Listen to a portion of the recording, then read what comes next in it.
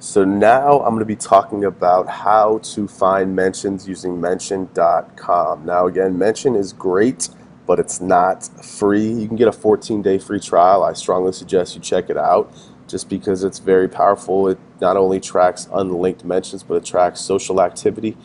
It's just a great way to measure the impact of your marketing, your content, and when you tie in the link reclamation factor, it's very, very powerful. So it's a lot easier than Google Alerts, except because you don't need search operators. You just kind of put in what you want, and their really clean UI takes care of it for you.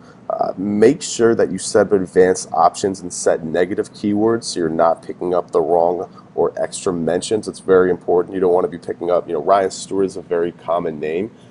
There's a couple of musicians named Ryan Stewart. There's a football player named Ryan Stewart. So I will show you how to filter those out in a second.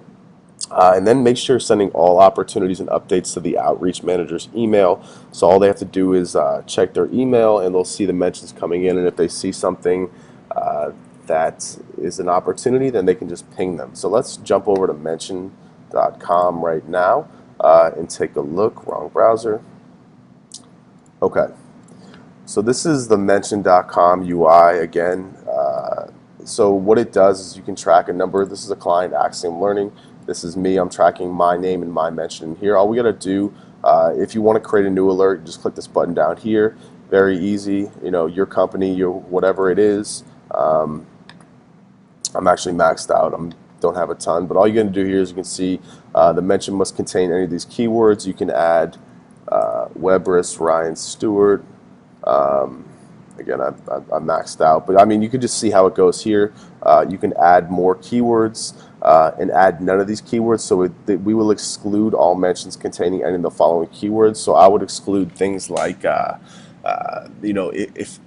you know that your name or brand has other associations on the web, like if Webris was also a local, I don't know, like IT company or bakery, then I would exclude keywords like Webris IT, bakery, stuff like that, because you don't want to be getting those clogged in with your mentions. So let me just show you my account here and what it looks like. I have a ton of social activity going on, and you can see here. So all it is it's tracking Twitter, it's tracking RSS, it's tracking Facebook, anything that I get. It tracks here with my name or my brand, and if it's not good, you just move it to trash like this to filter through. So a lot of these are garbage.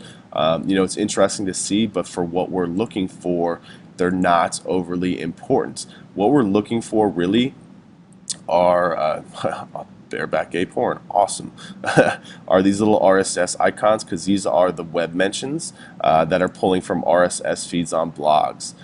So here's one from blogalina.com. This is actually a guest post that I wrote. So if you just click on it and it pulls it up and it shows you the actual, it's really clean. It shows you the actual blog post that your name or brand is mentioned in.